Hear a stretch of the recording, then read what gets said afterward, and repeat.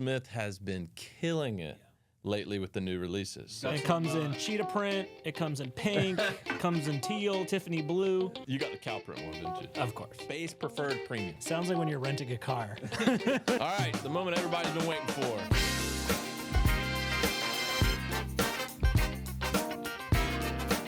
Hey guys, it's Taylor with Blackstone.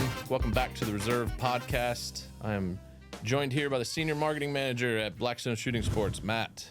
Hey guys, I'm Matt. I'm really hot in this sweater. This is our final episode of 2025, and we're going to be recapping the top 5 handguns of 2025. And then at the end, we're also going to recap the worst. All right, in the number 5 spot, we got the Canik MC9 Prime. It was a 2025 release. The biggest notable feature is obviously the compensated slide with a ported barrel. 3.65 inch. That's been a trend in like all the guns. All the staple firearms from all the big manufacturers are now coming in a ported or comped version, or both. Ported is the new black. It is. So obviously in a subcompact 9mm, that is going to help mitigate recoil a lot. They're very pleasant to shoot. It's got a nice, crisp, clean 90-degree break on the trigger. It's got a little too much uptake for my liking. It's a carry gun. Once you get to it, though, it's clean, it's crisp, and the reset's pretty awesome. It's nice and flat, so you get a good pad on there too. Yeah. So out of the box comes with night sights as well and a magwell. For me in particular, for a subcompact gun, for 15 round capacity, fits my entire hand. The magwell is really nice to have your pinky rest on. They just did a really good job. Canik's, in all honesty, Canik is a very inexpensive Turkish manufactured handguns. Yeah. But you get so much value. We've seen some dog come out of Turkey when it comes to firearms. Yeah. Canik, that is not the case with Canik. No, not at all. People love their guns, super reliable. Super reliable. I'm blown away with how well Canik has been received in the marketplace, and this fits the bill for what everybody's looking for right now. 100%. It's all been subcompact carry guns, compensated carry guns. And they came out with one that's sub $600. Yeah, that's nuts. That's ported. 17 round capacity, ported. Oh, 17. I said 15. It's 17 rounds. 17. You get 2 extra. Don't leave those 2 short. Ported, optics ready, night sights, magwell, interchangeable back struts. Holster, comes with a mag. hard case. It would fit perfectly under my sweater, nice and thin. Really for a carry gun. For under $600 MSRP, it's knocking out of the park. Yeah. Awesome. So awesome option. Number 5 slot, Canik 100. MC9 Prime, an excellent option under $600. All right, number 4, big surprise, another comped gun. Wow, shocker. So this one is the Smith & Wesson Bodyguard 2.0 Carry Comp. It's a mouthful. It's a mouthful for sure. I actually own this gun, and I love it. I just got it.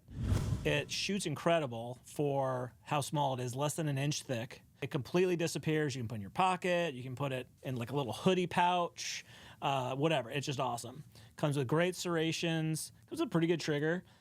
13 round capacity for the extended mag, which really fills out that hand good. And this beaver tail, it just doesn't feel like a small gun. It doesn't shoot like one either. So just maximum concealability, 12 round capacity, and then once you get the comp in there, it's just perfectly flat. Yeah, I'm surprised to see a Smith sitting on this table for our top 5, to be honest with you. Mm-hmm. But Smith has been killing it lately with the new releases. So so this is part of the carry comp line, right? Yeah, they got all of them. They got a lot of their models are now coming compensated. They released a lever gun.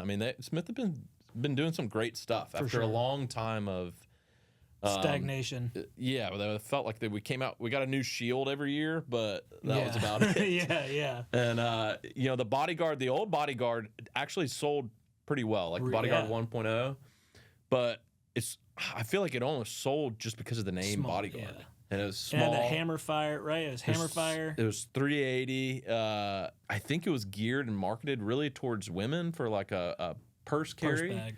But it's just too small. you know, it was very, very snappy. But, you know, the redesign, it's basically like a slimmed down Shield. Yeah. Like the old Shield Yep. 1.0. And it's slimmed down. It's almost got a full size. I mean, you get your entire hand on this. Yeah, it's crazy. Show a clear gun.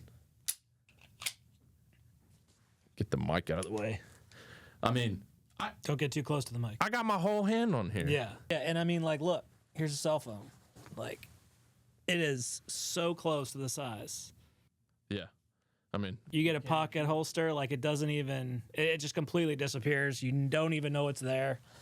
But the shootability, again, like, I first put rounds through it, and I was like, this is gonna be rough. But it just, with that grip, it shoots so well with the striker fire trigger, and then the comp. It's just like, 380 is already a pretty soft round, but like when you combine all of those factors, it just doesn't shoot like a teeny tiny gun, but it's ultimate concealability. yeah, I mean, It's pretty awesome. sexy looking, honestly. So it's got It some. comes in cheetah print, it comes in pink, it comes in teal, Tiffany blue. You got the cow print one, didn't you? Of course, matches my outfit. I mean, I will say I am not a Smith & Wesson fan. That is kind of a well-known fact around here. You know, if you're not buying Taylor Glockberg. yeah, Taylor Glockberg. But I mean, they really did a really good job with this gun. It is perfect. Tons of different variations. They also, you know, with Smith & Wesson too, you get the manual frame mounted safety option too, Yep. or you can go no safety option. Yep. So It comes I with mean, a 10 rounder also, so that is even more concealable. So that's a flush fit mag. So really? that's a 12 rounder in there, but it comes with a 10, so it's even smaller package with the 10 round. So the front sight too. So those night sights. Yep, night sights, and it's got a nice U notch in the back, which I like a lot. It did have nice use, and it looks like some, you know, some photoluminescent paint on that front sight in yellow, Yep. so it help you pick it up a lot better. I mean, just a great option. Yeah. Like, I mean, Smith absolutely killed it. Good job, Smith. It's an excellent I love mine. option, and it's in the number 4 slot for top 5 handguns released in 2025. All right, third spot, the Staccato HD P4.5. Yeah, mouthful again. So they released the P4 right at SHOT Show 2025, Which was huge. which was huge, awesome gun. And then this is its big brother with the sight block barrel. And those came, I believe they started shipping in like May of this past year. Yeah, it was around like Memorial Day. I remember. Yeah. I mean, it's a Staccato. I know you know, my middle name's Glock, but Staccato is really giving them a run for their money as far as the, you know, reliability, shootability. duty worthy. I mean, Staccato makes some awesome stuff. I think that's not a secret anymore. But with the P4.5 too, so there's 3 models in the HD line so far, with more to come. Yep. There's the 3.6. Just came out. The P4 and the 4.5. Extremely soft shooting. It's crazy. I mean, it's slide-on bearings. I mean, it is just as smooth as it gets. Sight block barrel. And with the HD line, now you have the added reliability and compatibility of taking OEM Glock magazines. It's awesome. I mean, it's a match made in heaven. Yeah. No, I love the HD line as well. And I remember when I first shot this, I had to double take because I thought it was ported. It just weighted and balanced so nicely. Yeah. With the recoil system, with the sight block barrel. It just fits really, really, really nice. And I think too with the Glock, maybe this is just placebo effect because I am a Glock guy myself, but I feel like this grip feels a lot better in my hand than the first gen of Staccatos. It does, because it doesn't have that stupid grip safety. Yeah, exactly. I say stupid grip safety. If you like a grip safety, there's nothing wrong with it. Right. My It just feels personal weird, though. opinion, I cannot stand a grip safety. Yeah, it feels funky. So whenever we get, you know, the 2011s in that have the pinned grip safety in there, like that's way more up my alley. But It's totally drop safe too. Yeah. So I mean, Of course it is. Yeah. It's a Staccato. Right. So they don't even need it. Yeah. So you got, you know, it's the forward-facing. What do they call that? Forward biased Yeah. rear sight. Do you like that? I don't know how I feel about that. I do. Yeah. For sure. Especially this one doesn't have it on there, but you put like an Armory HD was like, Made. I mean, Made it's a for match it. made in heaven for this gun. When you do pick it up, I like not having the rear sight Just you know, cluttering. raised suppressor height sights, kind of cluttering that up. Yeah. You still get the co-witnessing, Yep. And then it's got the host footprint, which is so just totally compatible. extremely reliable lockup for your optic, whichever one you choose. Rock solid. I mean, Staccato continues to kill it. They do come in at a higher price point. I think the HD series has 3 different levels. Yep. You know, good, Base. better, best, but it's like base, premium, I think that preferred. one, something like that. Yeah, base, preferred, premium. Sounds like when you're renting a car. I'm Staccato preferred. Yeah, it's I mean, so the preferred package is I think the one we have up here. Yeah, So it has the 'cause X-rations. Yep. Night sight, front night sight. Yeah, Comes with 4 mags. DLC everything. That's a new trend we've seen in 2025 too. Yeah. Which it's not anything new. Like stuff has come guns have come DLC'd before, but like in 2025, it seems like it's just like all the base model guns are coming DLC coded, which is awesome. It's Huge. a super reliable coating, and it's just a very, very robust Super finish. high lubricity. Is that what they call it? I think you made that up. I might have. But it's really smooth, right? So it promotes that action, promotes that reliability. It's very hard to scratch. Yeah. In and out of duty holsters. Oh yeah, I mean these things are Or just a carry holster kydex. It's not gonna mar up your gun.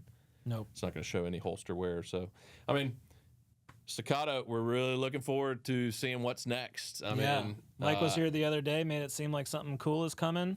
Oh yeah, we Something just new? had Staccato here. If you haven't checked it out, check it out with Mike and Emily. Mike from Staccato, he's the man. He came down here and talked all about their HD line.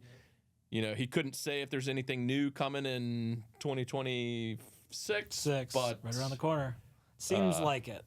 They always come out with He something wanted new to. at SHOT Show. He wanted to. He wanted to. Yeah, too, I'd be remiss in saying just the controls also, right? So from being a polymer princess myself,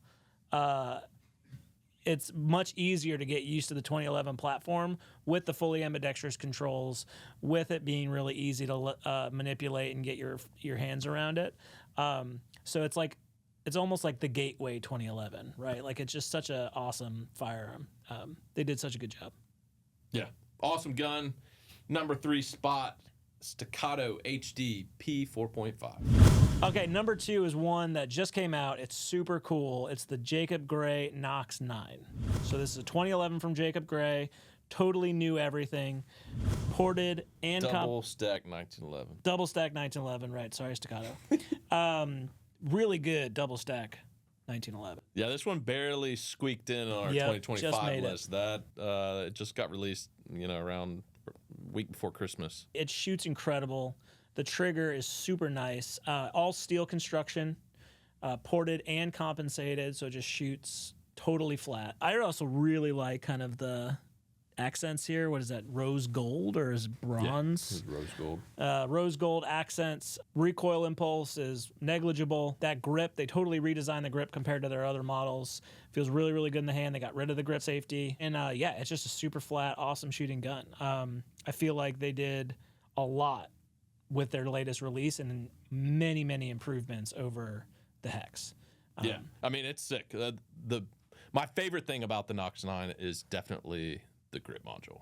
Mm-hmm. Like that grip, the texture, just the ergonomics of it. Yeah, it feels really nice. I mean, I think that's why people are going crazy for it over everything, because that grip is just over-engineered. It feels perfect Yep. in your hand. It's got a great palm swell on it. Yeah, you can get seated real high up on the gun. Yep. Got the finger groove already in there. So, all right, Right there, too. compared to our top, Staccato, that's in the $3K-ish price point on the 4.5, the P4.5 HD. This one's double. Yeah, something like that. Double that, a little bit more. You're looking at over A little pricey. You're looking at over 6K. So it is an amazing gun. Comes at an amazing premium price point. You get what you pay for.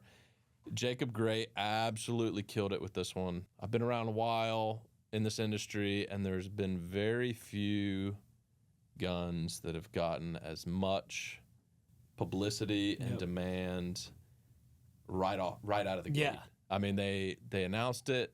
They did some teasers. They launched it with some big YouTubers.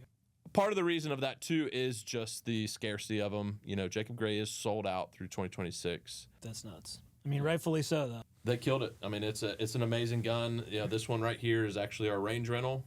So if you're a member of Blackstone, you can come shoot the new Nox 9. It'll change your life. Yeah, for sure. You know, they're made right here, or not right here, but they're made down the road in South Carolina. Yeah, not far. All U.S. manufacturing, all U.S. steel. So when you think about kind of all the people that are going into it and the machine work and the hand fitting and stuff, it also makes the price more understandable, right? Yeah, like you're getting those premium components, premium materials, American craftsmanship, stuff like that. It does come with Jacob Grey's customer service as well, Which is incredible. So you want to know that they're going to stand behind their product. For sure. And if you ever have any issues or need support in any way, that you can give them a call and they'll make it right. So I've watched a lot of videos on it. We've shot it. It is, I'm telling you, you just got to shoot it to believe it. Yeah. It is an amazing double stack 1911. That trigger. I mean, it's nuts. That trigger, I mean, there is like no creep. Yeah, no creep. Like you put your finger on the trigger, that is the breaking point. Yeah. It is super light, super crisp, and the reset is, I mean, it's amazing. They really did knock it out of the park with this gun. The only thing I've seen is this gun does not like to run dry. Yeah. Like it needs to be lubed up. Yep. And if you're ever having any problems with it, lube it up. It runs like a clock again. So that's the only thing I've heard that could even possibly be perceived as negative feedback is that it can't run it dry. Yeah. But you can't run miniguns dry. Yeah, makes sense. Unless it's a Glock. Yeah, Glock. You don't need any lube. Great gun. Nox 9, number 2 slot. All right, the moment everybody's been waiting for. Number 1 spot. We have the Bull Armory EDC Pro Compact. So the Compact got released in 2025. Yep. It was also over the summer, I think, June, July timeframe. Mm-hmm. I mean, Bull Armory could get the brand of the year over at Blackstone. Oh, man, I mean, we love them. we love Bull Armory. They're made in Israel. They have a U.S. division of Bull Armory. Those guys and gals are fanatics about customer service and support. Yeah, big time. So that goes a long way, as we've previously stated. So proud of their product, too. But the EDC Pro Compact, it's a 4.25-inch V8 ported barrel, aluminum frame. Smaller grip. Yeah, so it's got the compact grip compared to the full-size EDC.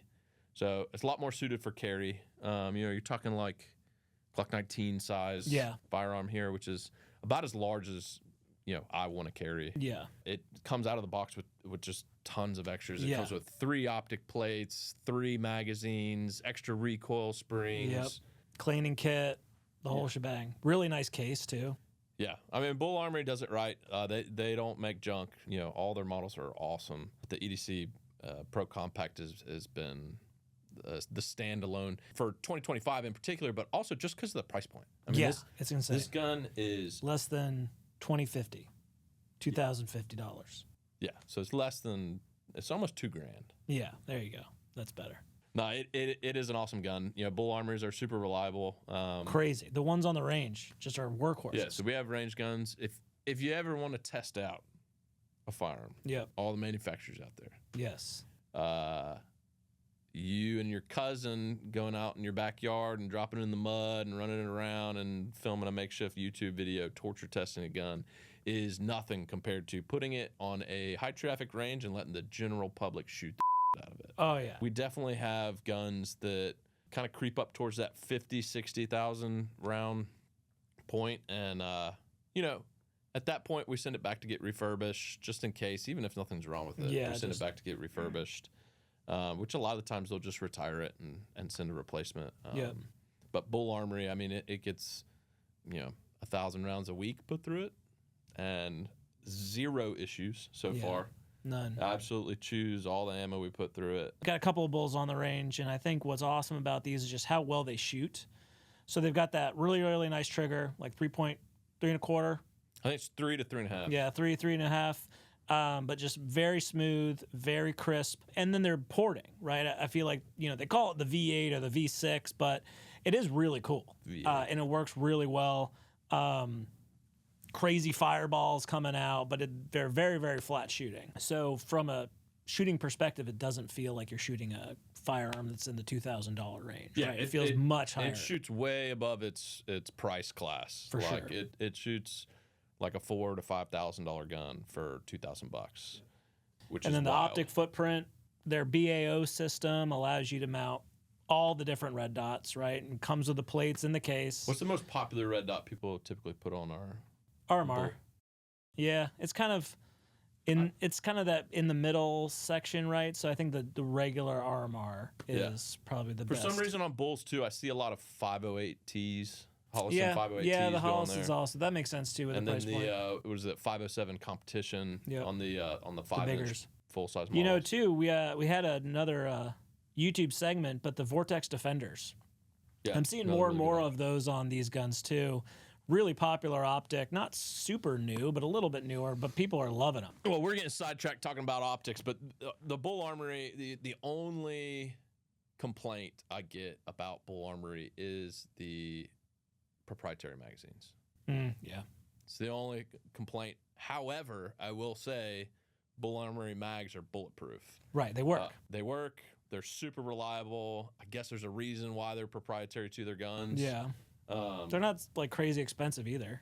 They're not crazy expensive. That's not a cheap magazine by any means. I mean, you're looking at, $60 to $80, depending on which model you get. So they're very nice, double stack 1911 magazines, steel magazines.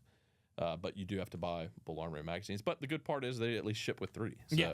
You're already off to the races. you're good to go right out of the box. And they make some crazy awesome competition. Yeah, their race guns. guns are sick. The race guns are awesome. The Spitfire. I can't The even pronounce. Huh? The Where are you from? Yeah, I don't know where that came from. It's the UR. It stands for Ultimate Racer. That makes a lot more sense. It's just an excellent gun. So Bull Armory EDC Pro Compact 9mm. Yeah, #1 spot for 2025. This is the honorable mention segment this is exciting. of the episode. This is exciting. We have the Glock Gen 6. Yep. Finally, it's here. Yes. The V is no more. Yeah. I don't know what R.I.P. V. RIP V. Like I don't even understand why that one That was weird. came out, but yeah, there's a lot of theories out there, lawsuits and stuff like that. But either way, we have a new generation Glock Gen 6, and it comes packed full of new features. Yes. The Glock haters out there, look, you are many and your voices are loud for some reason. Yes. Glock is the undeniable reliability champion. It is the best pistol platform ever to be created in the history of mankind. Fact. But I think most people hate on them just because They're kind of boring. they're kind of boring. It is the most reliable handgun you can buy. Aesthetically, it can be kind of boring for people. But it actually is chock full with a lot of features. Yeah. So you want to cover some of those? Yeah, so I mean, the biggest changes are in the frame, which is awesome, right? So the biggest thing is it has this RTF6 grip texture, much more aggressive, but not like uncomfortable. So my favorite Glock I own, Yeah. by far, is I forget what year it is, but they came out with a Vickers Tactical. It was Ellipses. They're a distributor in our industry. Yeah. Ellipses exclusive, Vickers Tactical, and it came with the RF2 grip. Okay. And it's like, I mean, it was way more aggressive than the normal Glock texturing, and that gun is awesome. Yeah. This grip is similar. It's not quite as aggressive. Yeah. Which the RTF2 rather you don't want to carry. Yeah, Like it's prickly. It's like sandpaper. Yeah. But like this one has some elements of that. In Yeah, and it's almost got like some additional texturing. Like, it's got the big hexagonal shapes or whatever, but then the frame itself is textured a little bit differently as well. Also, it has the undercut, which is great.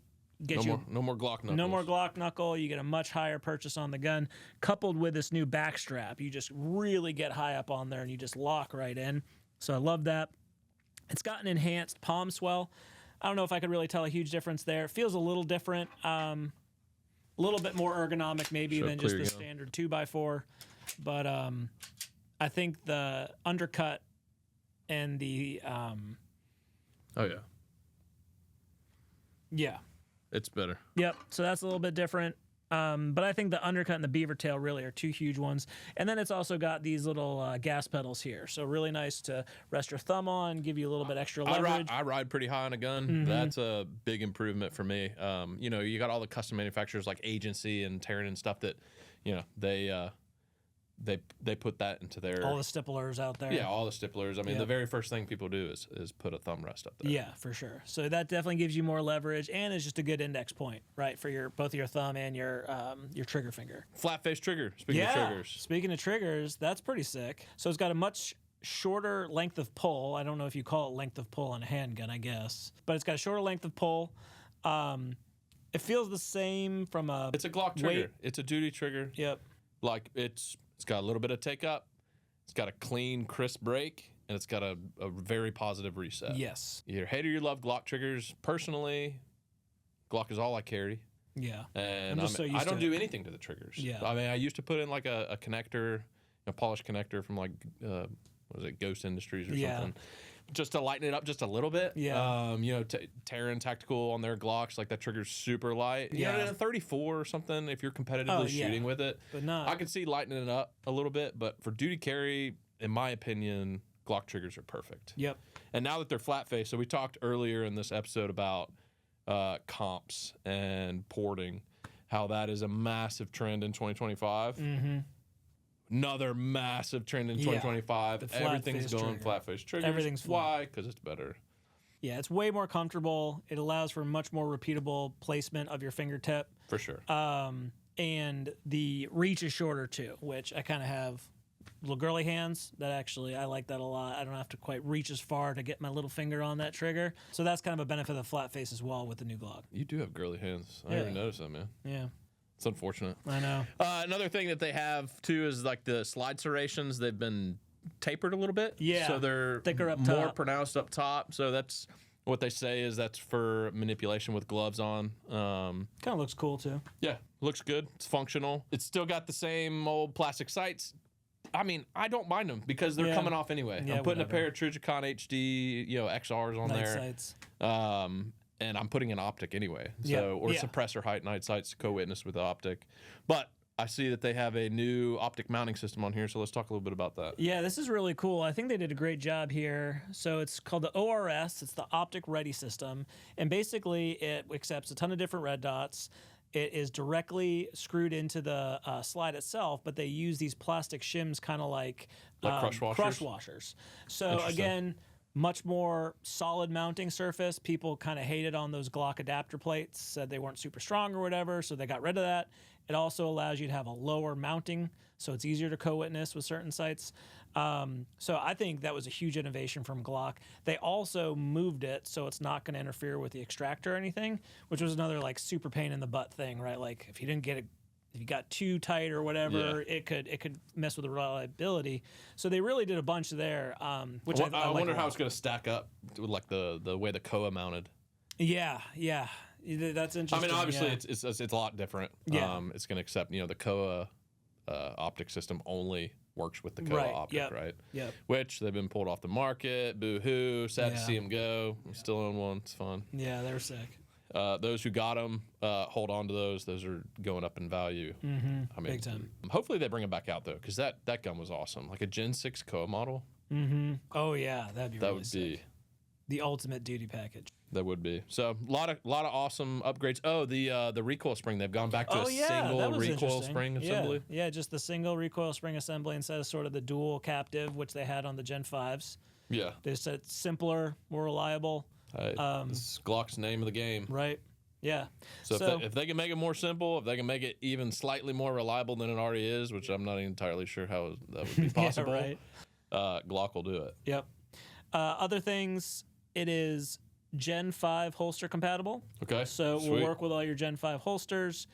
Gen 5, Gen 3, all the Gen mag compatible, so all your mags will still work, but the internals are different. So if you try and put like a Gen 5 barrel in there or like aftermarket Gen 5 accessories, those will not work. Good to know. Good to know. I wonder if they're coming out with a Gen 6 mag, are they? I don't know. We'll have to keep TBD. We'll update you on that. But all in all, Glock Gen 6. Look, Glock, we kind of, we made that blanket statement at the beginning. Like, They actually are the most reliable handgun you could buy. Well, on the range, they're just like So they our run like a top. Glocks on the range are shot twice as often, cleaned half as much, and they literally never break. They always run. They run dry. They run lubed up. I mean, they dirty. It does not matter. It just chews through it, and it doesn't matter what type of ammo you put through a Glock. Anything. It's quite remarkable, actually. All our training guns are all, for the training department, they're all Glock Gen 5 models.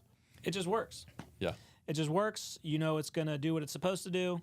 It has a comfortable ergonomics that you're used to. And then they went and I think they really listened to the customer and made some really nice upgrades. The grip feels really good. It does feel really good. Yeah. I think it's going to be definitely one of the top contenders in 2026 for sure. Definitely. And we're always excited to see cool stuff and new models out of Glocks. Yep. So, good job, Glock. Good job. We've recapped the top 5 best new releases of 2025. Let's dig into the worst.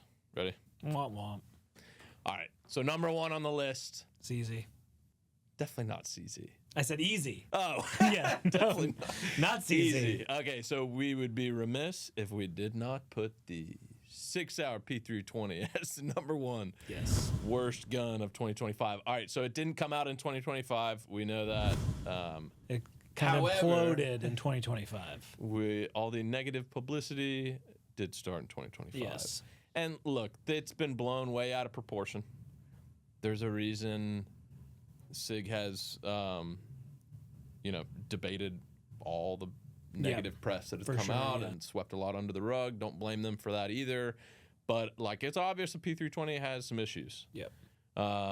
Real or not, no one wants it. Real or not, anyway. the whole Air Force One, that was debunked. And, I'm sure there's others that could be debunked too. But I don't know what SIG's plan is to retire that model or come out with a different one. But that was a big blow to the industry. I mean, there are entire companies that make P320 accessories, grip modules. I mean, it's a chassis system, so tons of accessories out there are just dead as a doornail now. Yeah, like Icarus had so many different versions.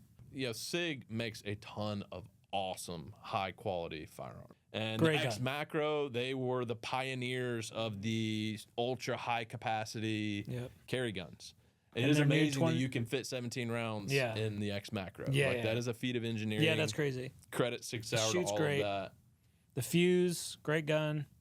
Their new double stack 1911, the GTO, that's an awesome gun. Great gun. Obviously, their whole AR line, their and just the rifle line in general, like the Spear. Yep. I mean, awesome guns. Battle proven reliability, awesome guns that have contracts, and that 6 Hour makes some great stuff. I'm not sure where the P320 went wrong. No. They must have been hungover that day. What nugget of truth there is too about the rumors of them firing on their own without a trigger pull.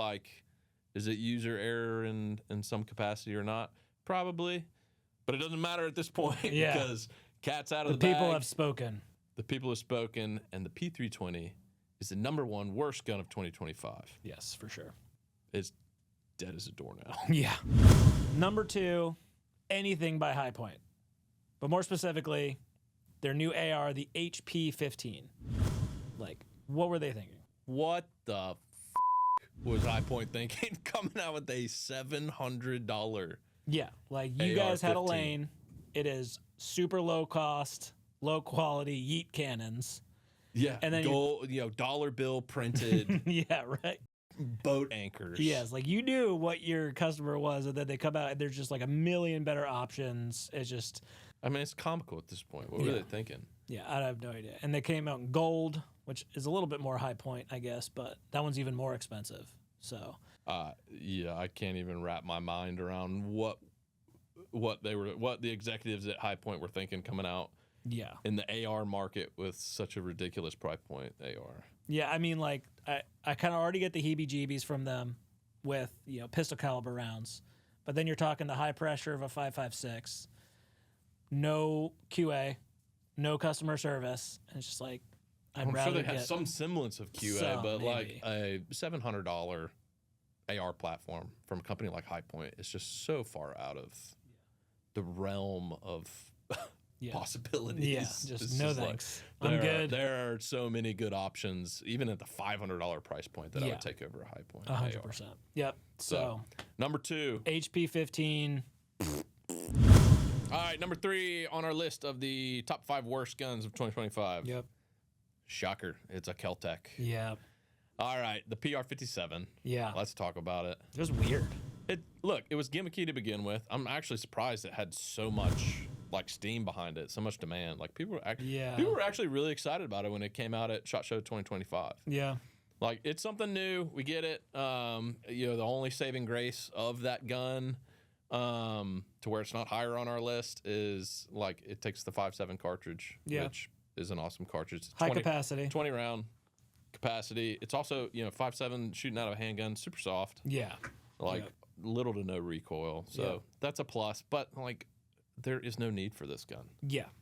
Yeah, like so when you look at like the built-in magazine, you got stripper clips. Like, what is this, an M1 Garand? Like, I don't get That's about the only one with stripper clips that I would buy. I would actually get. So, the magazine, it feels very Kel-Tec-y. Look, Kel-Tec makes a couple good things, like, Sub 2000s are... Yeah, that's sweet. Sweet gun. I mean, still very popular to this day. Yep. The folding carbine, like, they're awesome. They work, too. They take Glock mags. They're reliable. The KSG, again, is, like, the #1 selling bullpup shotgun out there. Yep. Thanks, John Wick. Thanks, John. Was it in John Wick? Yeah, the first one. Yeah. So, I mean, that's a really good gun. Yeah. But their handgun line, I mean, it's just like, it just feels cheap. Yeah, it feels cheap. It feels really weird in your hand. Not comfortable to shoot. The rotating barrel seems sort of unnecessary. It seems like a lot of I guess just because you can doesn't mean you should. They were innovative. Yeah. Just because you can doesn't mean you should. I mean, it is something, it's a novelty firearm, right?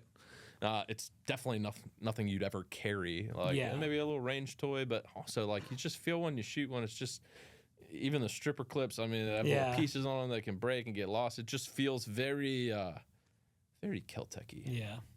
It's just, cheap that plastic. Was a dud. That was a dud. For sure. Number 4 spot for the worst pistols in 2025. We got a Kimber. Mm-hmm. The Kimber Micro 9. It's a hammer fire, just like a downsized 1911-ish gun. Yep. And we can get a little more technical than that, but it is a hammer fired, single action only gun. And I mean, they have a very narrow range of ammo that will actually function in these things, which very is just picky.